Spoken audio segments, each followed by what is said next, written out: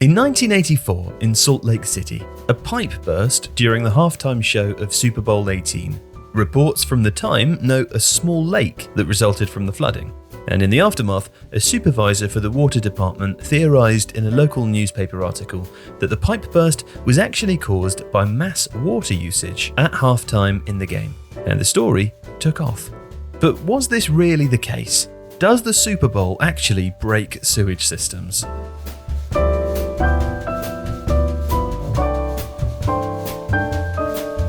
Picture the scene. The halftime whistle of the Super Bowl is approaching, and nature is calling. Now, not wanting to miss the commercials or the halftime show, you decide that the second the referee blows their whistle is the perfect moment to rush to the facilities. Well, you're not alone. You see, after Super Bowl 45 in 2011, Florida's Palm Beach County published statistics showing that water consumption jumped by millions of gallons at the start of halftime. This phenomenon is known as the super flush, and it's now part of Super Bowl law that it has the potential to break sewage systems across America every year.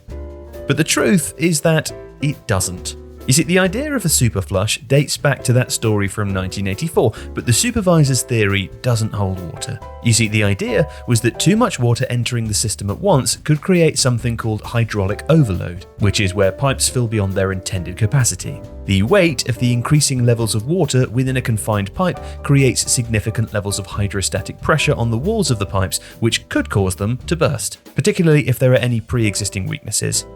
On average, the amount of water flushed across the country during halftime is equivalent to 7 minutes of water flowing over Niagara Falls. So you can see why people might be fearful that the super flush could push water systems to the limit. But the problem with this theory is that municipal sewage systems are more than capable of dealing with this exact kind of surge. In fact, they do it every working day when millions of us have a shower or brush our teeth between 6 and 8 a.m. before heading to work or school. You see, rather than being built for the average day, the systems are actually built to withstand worst-case scenarios like storms and other extreme weather events. This means that they have the capacity to process amounts of water that make the super flush seem like a drop in the ocean. If we look at West Point Treatment Plant, which handles all of Seattle's wastewater, as an example, it typically processes 133 million gallons of wastewater per day in February. But if needs be, it can handle an instantaneous maximum of more than 3 times as much, at 440 million gallons per day. In fact, the bigger challenge that water systems face on Super Bowl Sunday is actually water supply.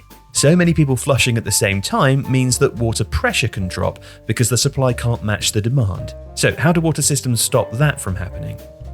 Well, let's imagine a city with a population of 1 million people. Usable water gets from the water treatment plant to the citizens using pumps. Now, running pumps required to supply cities can be expensive. You need to have enough water to provide 4 times of maximum demand, but if you run them at that intensity all the time, then there are large periods of the day where you'd be wasting water and energy. So instead, the most efficient thing to do is run the pump so that it can put out water at a stable speed.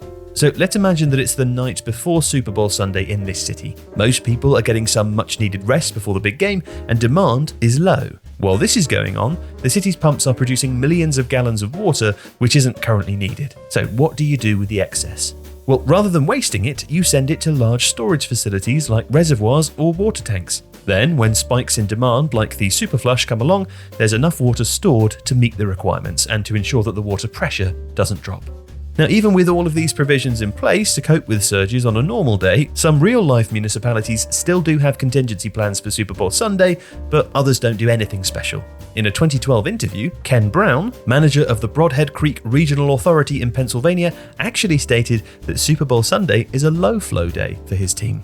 So, in answer to the question, no, the Super Bowl does not break sewage systems, even if everyone does flush the toilet at the same time. If you like this video, please consider subscribing to the channel. The Athletic is home to the best team of sports writers, reporters, and analysts in the world, offering exclusive stories and unrivaled insight.